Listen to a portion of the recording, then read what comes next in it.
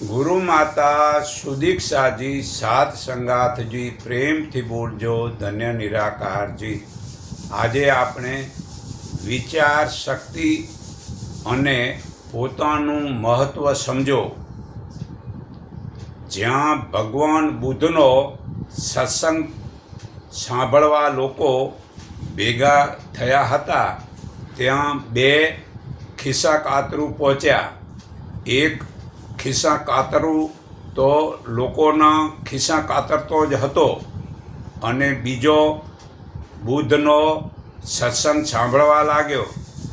ભગવાન બુદ્ધ કહી રહ્યા હતા કે જે પોતાની ભૂલોને શોધીને છોડી દેવાનું કરે છે તે જ સાચો પંડિત બને છે। આ વાત તેના હૃદયમાં ઉતરી ગઈ અને ખિસ્સા કાતરુએ પોતાની ભૂલોને છોડી દીધી। તે ખરેખર એક દિવસ ભગવાન બુદ્ધનો પરમ શિષ્ય પ્રિય બની ગયો। તો જુઓ, આ સત્સંગનો પ્રતાપ વિચારશૈલી માણસને બદલાવી શકે છે। તો આપણને દુનિયાદારીનું ઘણું જ્ઞાન છે, પરંતુ પોતાના આત્મા વિશે જાણતા જ નથી। ભૂગોળ, ઇતિહાસ, વેપારમાં, શિલ્પકળામાં, વિજ્ઞાનમાં, કાયદાઓમાં, લોકવ્યવહારોના વિશે આપણે ઘણું બધું શીખ્યા છીએ।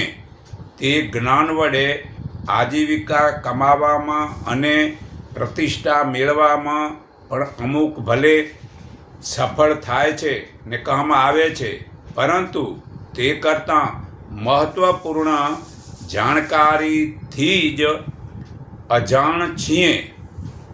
જે મહત્ત્વની જે વસ્તુ પરમપિતા પરમાત્મા છે તેને જો જાણ્યા જ નથી ને તેનામાં આપણું મન લગાડ્યું જ નથી, તેના સિવાયનું જ્ઞાન બધું જ નકામું છે।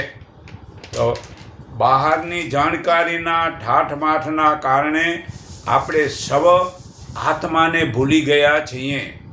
પોતાનું ઘર, કપડાં, વાસણ, ફર્નિચર, શરીરની સફાઈનું તો જાણીએ છીએ, પરંતુ અંતઃકરણની સફાઈને બરાબર સમજતા જ નથી। શરીર અને મગજને બળવાન બનાવવાનો ઉપાય કરીએ છીએ, પરંતુ આત્માબળ, મનોબળ ને સમાન દ્રષ્ટિ વગેરે પણ એટલા જ જરૂરીના મહત્ત્વ છે। તે સારું સૂઝતું જ નથી।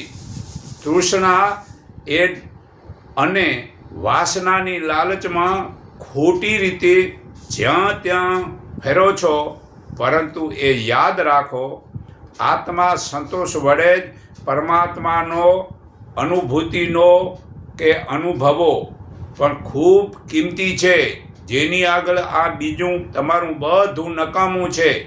ખરેખર જે સંસારમાં સારા ખરાબનો અનુભવ જાણો।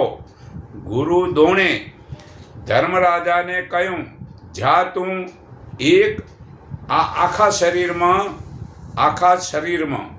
શરીર એટલે શહેરમાં, આખા શહેરમાં એક ખરાબ મનુષ્ય શોધી આવ। આખા શહેરમાં એ યુધિષ્ઠિર શોધવા લાગ્યો, ક્યાંય એને ખરાબ માણસ દેખાય જ નહીં। બધા લોકો એમને સારા જ દેખાવા માંડ્યા।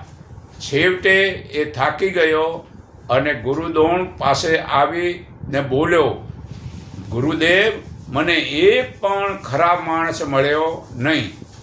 બીજે દિવસે દુર્યોધનને મોકલ્યો કે તું એક સારો મનુષ્ય શોધી આવ। તે પણ શહેરમાં કેટલાક દિવસો સુધી શોધવાથી પણ તેને એક પણ સારો મનુષ્ય ન મળ્યો। તો આ વાત ગુરુ દ્રોણને કરી।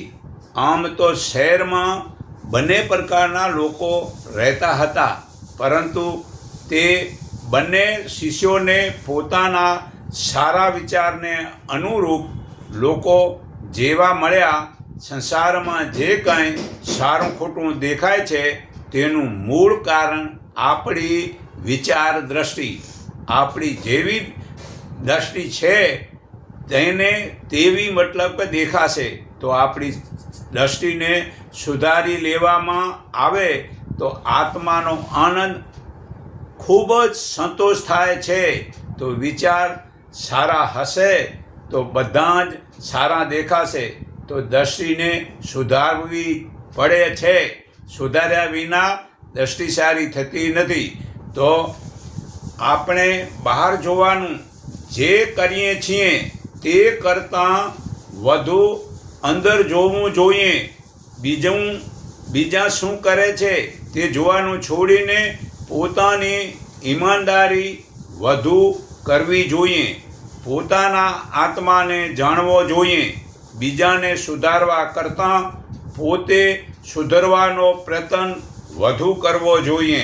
તે માટે આત્માચિંતન અને આત્મા નિરીક્ષણ કરવું અને પોતાના ગુણ, કર્મ અને સ્વભાવમાં રહેલા જે દોષ દુર્ગણને કાઢી નાખવા માટે પ્રયત્ન કરે છે તે ચોક્કસ પ્રગતિના માર્ગે પર આગળ વધી અને સારી બુદ્ધિ વડે પ્રતિભા અને ચારિત્રના બને છે. ચારિત્ર સુધારવા માટેનો આ જ પોતાનો જ રસ્તો છે. તો પોતાના જીવનમાં ઈશ્વર પ્રાપ્તિના પ્રયોજન સમજવા તેવો વિચાર હશે તો સમજવું કે તે આત્માજ્ઞાનનો લાભ મળ્યો હશે તો આત્માનું કલ્યાણનો રસ્તો મળી ગયો સમજો. તો એક વખત આદત પડવાથી, એક વખત ખોટી ટેવ પડવાથી તે છોકરાએ કોઈકનું દેવું કર્યું. તે દેવું ચૂકવા તેણે ઘરમાંથી સોનાની ચોરી કરી. પરંતુ એમ કરવાથી તેનું હૃદય ખૂબ અફસોસ થવા લાગ્યો. તે પોતાને આ વાત સીધી કહેવાની હિંમત ન થઈ. તેણે પિતાજીને પત્રમાં લખીને સાચી વાત કહી દીધી અને ક્ષમા માગી. તે પિતાજીએ સમજી લીધું કે છોકરાનું હૃદય શુદ્ધ છે અને તેથી મારી પાસે માફી માગે છે તો હું છોકરાને માફ કરું. આ જ છોકરો તે એક દિવસ ગાંધીજી બન્યો છે. તો ગાંધીજીએ એક વખત ચોરી કરી, પણ ચોરી કરીને કહી દીધું કે જેનું દિલ સાફ હતું. તો માણસ માત્રકને ભૂલ તો થાય, પણ જો ભૂલ થયા પછી કહી દે ને ફરી જો ચોરી ન કરે તો પિતા શું ભગવાન પણ માફ કરી દે. તો મનુષ્યનો વિચાર અને ભવિષ્ય તેમની મનની સ્થિતિ ઉપર હોય છે. જેવું વિચારવાનું બીજ હશે તેવો જ છોડ ઉગશે. જેવા વિચારો હશે તેવા જ કર્મ થશે. જેવું કર્મ કરશો તેવા જ બની જશો.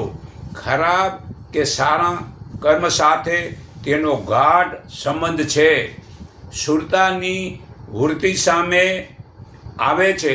સુરતાને પરમાત્માની સાથે જોડો તો અનાયાસે મનમાં સારા વિચાર આવશે. તો ખરેખર મૂડી ધન નથી, પરંતુ વિચાર મૂડી અસલ છે. ખરેખર શક્તિ સાધના નથી, પણ વિચાર જ સારા સાધનો છે.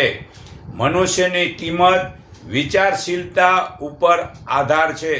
વિચાર સારાથી જ જીવનને દિશા મળે છે. કારણ કે મગજમાં મનુષ્યનું ભાગ્ય લખેલું હોય છે. આપણે ભાગ્યને કર્મરેખાને બદલી શકીએ છીએ. ચોક્કસ આપણા વિચાર જો સારા હોય તો ચોક્કસ આપણે સારું કરી જ શકીએ છીએ. તો બ્રહ્માજીએ કૂતરો, હાથી, ગાય વગેરે અનેક જીવો બનાવીને તે બધાને પૂછ્યું કે તમારું જીવન કેવું છે. તે બધાએ એ જ કહ્યું કે ખરેખર આજ બરાબર નથી. આ જ વાત જેને પૂછ્યું તે બધા જ એક જ કહેવા માંડ્યા કે અમને સારું નથી. પછી આ જ વાત મનુષ્યને બોલાવીને પૂછ્યું કે શું તમને કોઈ તકલીફ તો નથી ને? પરંતુ મનુષ્ય પણ તે જ ખરાબની જ વાત કરી કે મને તકલીફ છે. તેથી બ્રહ્માજી ઘણા દુઃખી થયા અને બોલ્યા કે હે મનુષ્ય, તને આ મનુષ્ય શરીર મળ્યું છે અને મનુષ્યનો આત્મા આપ્યો છે. તેના વડે સારા વિચાર વડે અંતકરણ શુદ્ધ કરીને સફળતા મળે છે ને ખરેખર આ સંપત્તિ વિચાર સારાની મૂડી તારાને પેદા કરવાની શક્તિ પણ મેં આપી છે અને તું મનુષ્ય થઈને પણ આવા નબળા વિચાર કરો છો? તો ખરેખર જે બ્રહ્માજીએ આ બધાને બોલાવીને પૂછ્યું તો બીજા ખરેખર તો દુઃખી હતા અને છે જ દુઃખી, પણ મનુષ્ય જો દુઃખી થાય તો એની ભૂલ છે. તો એક મામલેદાર દેખાવે રૂપાળો નહોતો, પરંતુ તેની બુદ્ધિ બહુ જ એકદમ સારી હતી. એક દિવસ એક કલેક્ટરે મજાક કરતાં કહ્યું, જે સમયે ભગવાનના દરબારમાં સુરતાની વેચણી થઈ રહી હતી, જે રૂપાળાની મતલબ વહેંચણી થઈ રહી હતી, તે સમયે તમે ક્યાં હતા? તે મામલતદારે કહ્યું, જ્યાં બુદ્ધિની વેચણી થતી હતી ત્યાં હતો. આ ઉત્તર સાંભળી કલેક્ટર ખૂબ શરમાઈ ગયા. ભલે હું રૂપાળો નથી પણ મારા બુદ્ધિ તો છે ને, એટલે બુદ્ધિ મહત્વની છે. તો એક ઘરમાં ચોર ઘૂસ્યા અને માલિકને મારી પૂછવા લાગ્યા કે તમારો ખજાનો ક્યાં છે? ઘરનો માલિક માર ખાતો હતો ને જાત જાતના વિચાર કરી રહ્યો હતો. આ જોઈને એની બુદ્ધિશાળી સ્ત્રી બોલી, આવો તમને ખજાનો બતાવું છું. એમ કહીને તે તેમને નીચેના ભોંયરામાં લઈ ગઈ.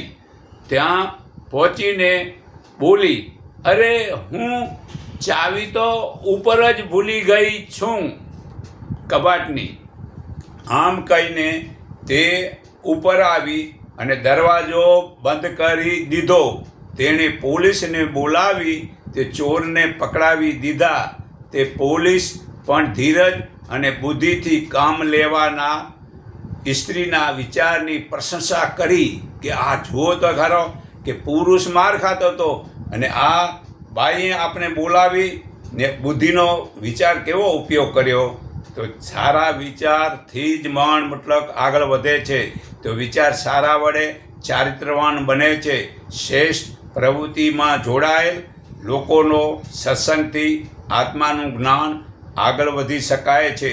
તો જ્ઞાનીના સંગ વિના કોઈ પણ વિચાર સારા આવતા નથી. તો આપણે અત્યંત બારીકાઈથી આપણે વિચારશું, ધ્યાન કરશું, જોશું કે તરત જ કાંક આની અંદર પ્રવાહ વહી રહ્યો છે. તે વાસનાનો છે, તૃષ્ણાનો છે, ક્રોધનો છે, લાલચનો છે કે વેર ઈર્ષાનો છે કે અહંકારનો છે. જેવી આપણી વિચારધારણા હશે તેવું જ તે સૂઝશે. તેનાથી તેવું જ આપણે કરી શકશું. તો પોતાના દોષ ગુણગણને સમજવાની અને તેમને સુધારવાની આપણી પોતાની જવાબદારી છે. તો સમજવું જોઈએ. વિચારોનું મહત્ત્વ સમજવામાં આવવા લાગ્યું કે વિચાર અને અસંસ્કાર વિચાર જ મનુષ્યના સૌથી મોટા શત્રુ છે અને તેઓ જ પ્રગતિના પંથથી અવરોધ ઉત્પન્ન કરી પતનની ખાઈમાં ધકેલી દે છે. તેથી દૂરદર્શી લોકો પોતાની પરિસ્થિતિ સુધારવા પહેલાં માનસિક સ્થિતિને સારી ભાવના વડે અને સારી દ્રષ્ટિ વડે એને સુધારી શકે છે. તો સામાજિક અને નૈતિક વિચારોએ મનોભૂમિ ઉપર કબજો જમાવ્યો છે. જે પ્રકારે શત્રુઓ અને દુષ્ટો દ્વારા આપણા ઉપર થનારા આક્રમણને ખાળવા માટે આપશે સત્કર્તાથી વર્તીએ છીએ અને સુરસત્તા તૈયારી કરીએ છીએ, તે જ રીતે મન ક્ષેત્રમાં વિચારોના કેટલાક ઊંડા મૂળ જામી ગયા છે. તેને જોઈને ઉખડવા માટે પ્રબળ પ્રયત્નો કરવા જોઈએ. આત્મશોધન સૌથી મોટો પુરુષાર્થ માનવામાં આવ્યો છે, જેના વડે ચિત્તવૃત્તિની ચંચળતાનો નિવારણ થઈ શકે છે. બહારના શત્રુઓ સાથે બદલો લેવો સરળ છે, કારણ કે તે દેખાય છે, પરંતુ અંદરના શત્રુ જે છે એને ખોળવા બહુ મુશ્કેલ છે. તે ધ્યાન વડે શોધી શકાય છે. તે કેવા છે? વેર, ઈર્ષા, મોહ, કામ, ક્રોધ વગેરે એ અંદરના છે. તે અંદરના કાઢવા માટે જ આ વિચાર તમારા સારા હશે તો જ એ નીકળશે. તો જુઓ, ખરેખર આપણે જે પ્રકારે આપણે બીજાના દોષ શોધીએ છીએ તથા નિંદા કરીએ છીએ, તે જ તેનાથી વધુ કડકાઈથી આપણા વિચાર સ્થાનની ગુણ કર્મ તથા સ્વભાવ બગડે છે. તો આત્મચિંતન માટેનો આ કર્મ નિર્ધારિત સમય ઉપર નિત્ય ચલાવવો જોઈએ. અસત્ય, છળ, નિષ્ઠુરતા, વ્યભિચાર, બેમાની વગેરે આ છોડી દેવા જોઈએ અને સાથે સાથે આળસ પણ છોડી દેવું જોઈએ. તો જ આ ચિંતા, નિરાશા છૂટશે અને એ છૂટવાથી જ આપણે પોતાનું ભવિષ્ય સુધારી શકશું અને તેઓ જ સારો લાભ મેળવી શકશું. તો હું હજી તમને આ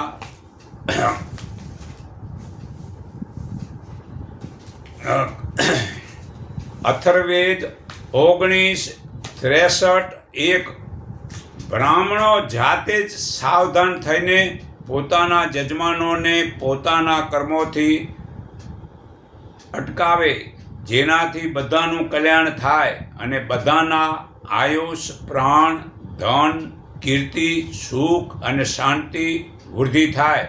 સમાજમાં બધા લોકો જ્ઞાનવાન, શીલવાન, સંસ્કારી હોય. ઇન્દ્રિય સંયમ, ધન સંયમ અને સમય સંયમ અને વિચાર સંયમનો સારો અભ્યાસ કરતા રહે અને બધે જ સત્ય કર્મોથી સુખ શાંતિ થાય. આવો સમાજ બનાવવાની જવાબદારી બ્રાહ્મણોની છે. બ્રાહ્મણોનું સૌથી પહેલું કર્તવ્ય એ છે કે તેઓ પોતે સાવધાન અને સજાગ રહે. વિજ્ઞાનના ગૂઢ તત્વોને જાણીને નીતિ અને અનીતિ ભેદ જાણે. જો બ્રાહ્મણ પોતે જ સાચા માર્ગે ચાલે નહીં તો બીજાને સાચું માર્ગદર્શન કેવી રીતે આપી શકે? સંસારમાં જીવનના બે માર્ગ છે. એક શ્રેય માર્ગ, તે છે જે કલ્યાણ કરનારો હોય, અને બીજો મોહ માર્ગ છે, જે સારું દેખાડનારો હોય. તે ઇન્દ્રિયો સુખ આપનારો મોહ હોય છે. આપણું મન આ મોહમાં વધારે જાય છે. સ્વાદ ઇન્દ્રિય જાત જાતના સ્વાદિષ્ટ ભોજન માગે છે અને સ્વાસ્થ્ય તથા સંયમની મર્યાદાનો નાશ કરે છે. અને આત્મા પરમાત્માને ભૂલીને મનુષ્ય અનેક પાખંડમાં ફસાય છે. તેનો આત્મા તેને ધિક્કારે છે, પણ તે મોહ ફેરવી લઈને વ્યસનમાં ફસાયેલો રહે છે. ધીરે ધીરે તેનું મનોબળ તૂટી જાય છે. તે પોતાના જીવનને બરબાદ કરે છે અને બીજા લોકોને પણ નુકસાનમાં નાખે છે. એવું નક્કી કે બધાય લોકો આ સંસાર છોડીને વૈરાગી કે સંન્યાસી થઈ જાય તો સંસાર અને આધ્યાત્મિક બંને જરૂરી છે અને જીવનની સફળતા માટે બંને યોગ્ય છે. તો જ લોકોનું શારીરિક, માનસિક અને આત્માજ્ઞાન ઉન્નતિ શક્ય બને. તો જ દેશમાં સ્વર્ગ વાતાવરણ બને છે અને લોક સ્વસ્થ દીર્ઘાયુ પ્રાણવાન ચારિત્રવાન સમૃદ્ધ અને સુખી થાય. રાષ્ટ્રનો કીર્તિધ્વજ વધે લહેરાય છે, કીર્તિધ્વજ બધે લહેરાય છે. બ્રાહ્મણ તે જ છે જે તપ, ત્યાગ, જ્ઞાન, ઉદારતા ને લોકહિત જેવી કલ્યાણકારી પ્રવૃત્તિઓને પોતાના જીવનમાં ઉતારે ને બીજાને નિરાકાર પ્રભુનો જ્ઞાનવાની દિશામાં વાળે, તે જ સાચો બ્રાહ્મણ છે. જે કરોડો લોકોમાં અસુરીપણું છે તે કાઢે, બધાને સફળતા મેળવે. આ જ બ્રાહ્મણનો ધર્મ છે. પોતે સજાગ રહેવું અને બીજાને જાગૃત રાખે અને જળમૂર્તિ પૂજાને છોડાવે, તે જ સાચો બ્રાહ્મણ છે. તો યજુર્વેદ 8:61-11 જો અંતકરણ મલિન હશે તો પરમાત્માની ઉપાસનામાં પણ ફળ નહીં મળે. તેથી પરમાત્માની ઉપાસના નિષ્પાપ હૃદયથી જ કરવી જોઈએ. પરમાત્માની બાબતમાં સંસારના લોકોમાં જુદી જુદી માન્યતા જોવા મળે છે. કેટલાક લોકો તો પરમાત્માને માનતા જ નથી. તેઓ કહે છે કે જો પરમાત્મા હોય તો પછી તે દેખાતા કેમ નથી? અરે ભાઈ, વીજળીના તારમાં વીજળી છે, તે બલ્બને પ્રકાશ કરે છે, તું જુઓ છો, પણ તે વીજળી શું તને દેખાય છે? પરંતુ જેમ વીજળી છે તો ખરી ને, એ જ રીતે પરમાત્મા આ સૃષ્ટિમાં છે. તે પરમાત્મા દિવ્ય દ્રષ્ટિ વડે દેખાય છે. આ ચામડાની આંખે પરમાત્મા દેખાતા નથી. આ ગીતા અધ્યાય 11:8 પુરાવો છે. છતાં પરમાત્માની ઉપાસનામાં જ આપણી ભલાઈ રહેલી છે. મોટા ભાગના લોકો પરમાત્માની ઉપાસના કરે છે તો પણ દુઃખી રહે છે. એનું મુખ્ય કારણ માત્ર એટલું જ છે કે આપણું અંતકરણ પાપોથી ભરેલું હોય છે અને પાપ કર્મોમાં રહેવાથી કરવામાં આવેલી ઉપાસનાથી કોઈને લાભ થતો જ નથી. માત્ર ઢોંગ કરવાથી એનો લાભ કેવી રીતે મળે? પ્રભુ કૃપા પ્રાપ્ત કરવા માટેની એકમાત્ર શરત છે કે પવિત્રતા. પરમાત્મા તો આપણા સર્વશ્રેષ્ઠ મિત્ર અને બંધુ છે. આજના લોકો માયામાં ફસાઈ ગયા છે. માત્ર ચિત્રો કે મૂર્તિ તરફ જ દોડે છે. લોકો ભોગમાં રહે છે. ભોગને કારણે પોતાનો ભોગ ધરાવી દઈએ છીએ. તજી દો શરીરનો મોહ અને આધ્યાત્મિક સાધનના બહુ જ જરૂરી છે. હૃદયમાં પરમાત્માના જ્ઞાનના પ્રકાશની ધારાના ઓજસ માર્ગથી વહેતી જાય છે. તેથી આભામંડળનો વિસ્તાર વધે છે. તેથી બહારની મેલી શક્તિ શરીરમાં પ્રવેશતી નથી. તે ઓજસના તેજ સહન ન થતાં તેઓ પોતે જ દૂર ભાગી જાય છે. તે આભામંડળમાં પડેલા ગાબડાની ખાલી જગ્યા ધીરે ધીરે સદ્ગુણોથી ભરાય છે. આ બધું માત્ર દઢ આત્માબળ વડે શકે છે. આ ગીતા અધ્યાય 18:62 હે અર્જુન, તું સર્વભાવથી તે પરમેશ્વરને શરણે જા. તેની કૃપાથી તું પરમ શાંતિ અને સનાતન થાન મોક્ષપદ પામીશ. તો સર્વે ધર્મ છોડીને તું મારા એકના શરણે આવ. હું તને સર્વ પાપોથી છોડાવીશ, પણ શરત કન્ડિશન, તું શોક ન કરતો. તો ગીતા અધ્યાય 18:66 પુરાવો છે. જો પરમાત્માનું શરણે જઈએ તો પાપ બધા છૂટે છે, પણ શરત કન્ડિશન બહુ ઓછી છે. મોહ શોક છોડવો પડે છે ને એ છોડવામાં આજે બધા માણસ નબળા પડે છે. તો યજુર્વેદ 5:51-15 હે મનુષ્ય, સૂર્ય તથા ચંદ્રમાં જે રીતે નિયમિત સ્વયં પોતાની નક્કી કરેલા માર્ગ પર ચાલે છે, તેવી જ રીતે તમારે પણ ન્યાયનો માર્ગ ન છોડવો જોઈએ. આજ સંસાર શું છે?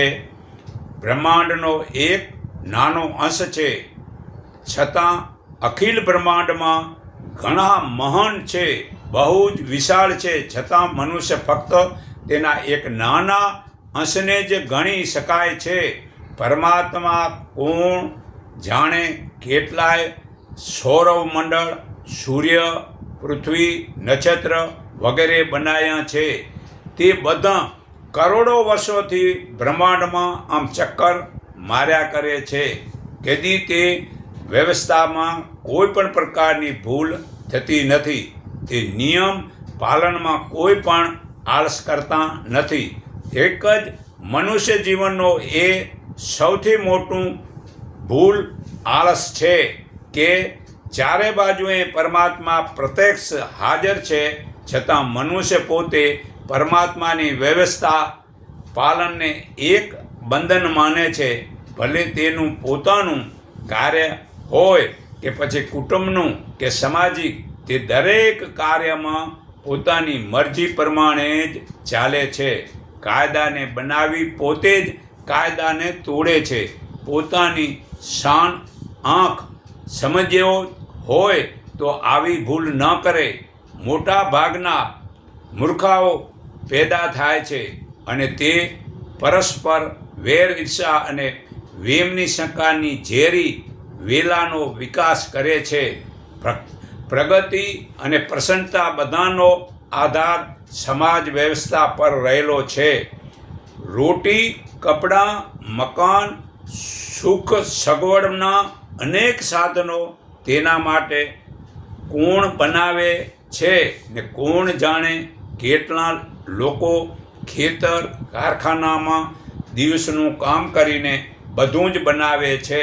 આપણે પોતે વ્યક્તિગત જીવનમાં અને કૌટુંબિક તથા સામાજિક જીવનમાં પણ દરેક કાર્ય નિયમિત રીતે કરવાની ટેવ પાડવી જોઈએ.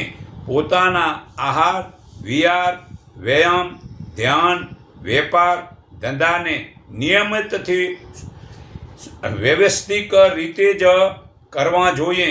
કુટુંબના સભ્યોને અને એમાંય ખાસ કરીને બાળકોને શરૂઆતથી જ એનું મહત્ત્વ સમજાવવું જોઈએ, જેથી આગળ જતાં સમાજમાં તેમના વખાણ થાય.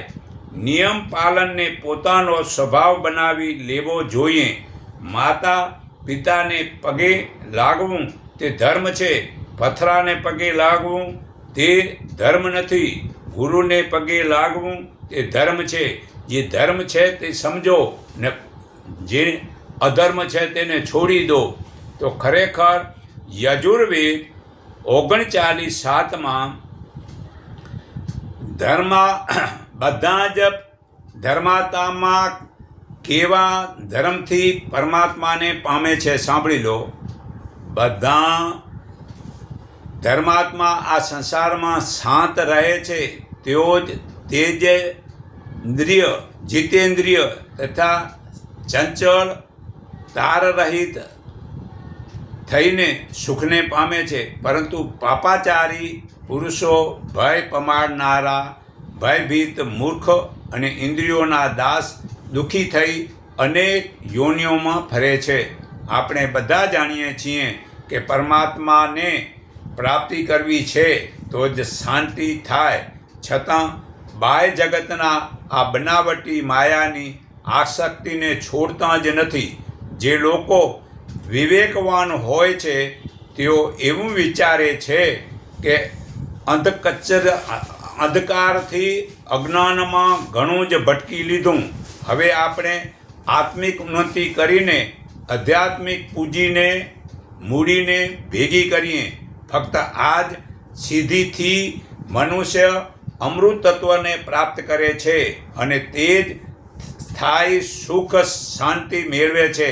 ત્યારે બહારના ભોગોને છોડીને આત્મા નિરીક્ષણ કરવા લાગે છે. તે સમજી જાય છે કે વિવેક વડે જ આપણને પરમાત્માનું જ્ઞાન થાય છે કે હું જ પરમાત્મા છું. અહમ બ્રહ્માસ્મિ. ફક્ત આત્મા જ પરમાત્મા છે. આપણે જોઈએ છીએ કે સંસારમાં મોટા ભાગના લોકો ઉગ્ર સ્વભાવના હોય છે, બીજાઓને ડરાવતા અને ધમકાવતા હોય છે. તેઓ પોતે જ અજ્ઞાનરૂપી અંધકારમાં ભટકે છે, ચંચળ ઇન્દ્રિયોના દાસ બની જાય છે, પોતાના કર્મ ફળના કષ્ટો ભોગવે છે. પરંતુ જેમની વિવેક બુદ્ધિ જાગૃત થઈ જાય છે, તેમનું ચેતન પવિત્ર થઈ જાય છે તથા મર્યાદિક રહે છે. તેઓ ધર્મમાં રસ લઈ શાંત સ્વભાવથી પરમાર્થના કાર્યમાં રસ ધરાવે છે. તેમને સત્ય અને અસત્યનું જ્ઞાન રહે છે. તેઓ ધીર ગંભીર અને જીતેન્દ્રિય તથા સદાચારી રહે છે અને સ્વર્ગીય સુખનો આનંદ ભોગવે છે. આત્મા નિરીક્ષણ વડે જ મનમાં ખોટી પ્રવૃત્તિઓનું નિવારણ થઈ શકે છે. આપણે તેમને જળમૂળથી ઉખેડીને ફેંકી દેવા માટે પૂરો પ્રયાસ કરતા રહેવું જોઈએ. ગીતા અધ્યાય 3 શ્લોક 17-19 જે મનુષ્ય આત્મામાં જ પ્રીતિવાળો, આત્મામાં જ સંતોષ છે, તેને કશું જ કરવાનું રહેતું નથી. તે જ્ઞાનીને કર્મથી સ્વાર્થ હોતો નથી, તેમજ સર્વ પ્રાણીઓમાં કોઈ અંગત સ્વાર્થ રાખતો નથી. કર્મફળની ઈચ્છા રાખ્યા વિના કર્મ કરે છે તે પુરુષ પરમાત્માને પામે છે. તો ખરેખર યજુર્વેદ 8:63 ઘર સંસારને યોગ્ય રીતે ચલાવવા માટે મનુષ્ય પોતાના પુરુષાર્થ વડે સોનું, પશુઓ અને ધન કમાવવું જોઈએ. એના સિવાય ઘર સંસાર પરિપૂર્ણ થતો નથી. ગૃહસ્થાશ્રમની ઉન્નતિ પુરુષાર્થમાં સમાયેલી છે. સંસારનું કોઈ પણ કાર્ય ધન સિવાય ચાલી શકતું નથી. તો પછી ઘર સંસાર ધન વિના કેવી રીતે ચાલે? ખરેખર જે ગૃહસ્થાશ્રમમાં રહીને જે લોકો ધનની કમાણી કરે છે તે પોતાની સાથે સાથ બ્રહ્મચાર્ય, વાનપ્રસાદ, સંન્યાસ આશ્રમ વાળાઓની પણ આર્થિક જરૂરિયાતો પૂરી પાડે છે. ધન કમાવાના 4 માર્ગો છે: ખેતી, વેપાર, નોકરી અને મજૂરી. પતિ અને પત્ની ઘર સંસારની ગાડીના 2 પૈડા છે. પતિનું કાર્ય ધન કમાવાનું છે તો પત્નીનું કાર્ય ઘરનું કાર્ય કરવાનું છે. જો પતિ ગેરમાર્ગે ચાલશે તો વ્યસની કે રોગી હશે અને પત્ની ફેશની હશે તો કુટુંબ દુઃખી થઈ જાય છે. શાસ્ત્રોમાં ધનના 5 ભાગમાં વેચવાનું જોઈએ.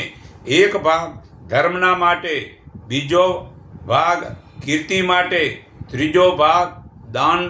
એનાથી જ વાનપ્રસાદ, સંન્યાસ આશ્રમ પ્રવૃત્તિઓ ચાલે છે અને એનાથી જ બ્રહ્મચારીઓ માટે શાળા વગેરેની વ્યવસ્થા થાય છે. અને ચોથો ભાગ પોતાના ધનની વૃદ્ધિ માટે ફરીથી વેપાર કરવામાં રાખવો. અને 5મો ભાગનું ધન પોતાના માટે અને સૌજનો માટે ઉપયોગમાં લેવો જોઈએ. જે ગૃહસ્થનો ધનની કમાણીમાં પવિત્રતાનો અને તેના ઉપયોગમાં વિવેકશીલતાનો પાલન ચુસ્તતાથી રાખે છે, તેઓ હંમેશા સુખી, સંતોષ અને સમૃદ્ધ રહે છે. આ ગીતા અધ્યાય 18:72-73 હે અર્જુન, શું મેં કહેલો ઉપદેશ તે એકાગ્ર ચિત્તે સાંભળ્યો? હે પાર્થ, આથી તને અજ્ઞાનથી ઉત્પન્ન થયેલો મોહ મુશ્કેલ છે. આ મોહ નાશ પામ્યો? અર્જુને જવાબ આપ્યો, હે પ્રભુ, આપની કૃપાથી મારો મોહ નાશ પામ્યો. આ મોહની જ વાતે મારો મોહ નાશ પામ્યો અને મેં સધર્મ એટલે આત્મજ્ઞાન આદિની સમૃદ્ધિ પ્રાપ્ત કરી લીધી છે. હવે શંકા વિનાનો થઈ હું ઊભો છું અને આપના વચન પ્રમાણે કરીશ તો આ બધું ક્યારે બને કે વિચાર સારા હોય તો જ આ બધું સમજાઈ જાય કે ભાઈ તકલીફ શનાદે તારી ખરેખર મોહથી. આ મોહ જ્યાં સુધી હશે તો ગીતાના 4થા અધ્યાયના 35મા શ્લોકમાં કહેવામાં આવ્યું, હે અર્જુન, આ જ્ઞાન જાણ્યા પછી ફેરી તું જો મોહ ની કર અને પ્રાણી માત્રમાં તું સમાન દ્રષ્ટિ રાખીશ તો તું બધાએ કરતાં પણ પાપી હઈશ. તો આ જ્ઞાન અગ્નિ વડે સર્વ પાપ બળી જશે. તો એક વખત તમે ભલે ની પણ 1000 વખતની વાર ભલે ભૂલું કર્યું હોય, આ ગીતા કહે છે 4થા અધ્યાયના 36મા શ્લોકમાં, 4થા અધ્યાયના 36મા શ્લોકમાં, બધા પાપીઓ કરતાં તું વધારે પાપી હઈશ. છતાં જો તું આ ફેરી મોહ નહીં કર તો તારા બધાય પાપ હું છોડાવી દઈશ. જેસલને માં તોરલે કહ્યું કે હે જેસલ, તું તારા પાપ પ્રકાશી દે, તારા બધા જ પાપ હું છોડાવી દઈશ. પણ આ જ શરત કન્ડિશન હતી કે હવે પછી ફરી પાપ ન કરતો. જો આપણે આ જ્ઞાન જાણ્યા પછી ફરી જો પાપ ન કરીએ તો ખરેખર આપણા સારા વિચારથી પાપ મુક્ત થઈ શકીએ છીએ. તો સર્વના હૃદયમાં રહેલા પરમાત્માને હું મારા હૃદય ભાવથી નમન કરું છું. એકને ઓળખો, એકને માનો, એક સંગઠીન થાવ, એટલું કહી હું મારી વાણી વિરમું છું.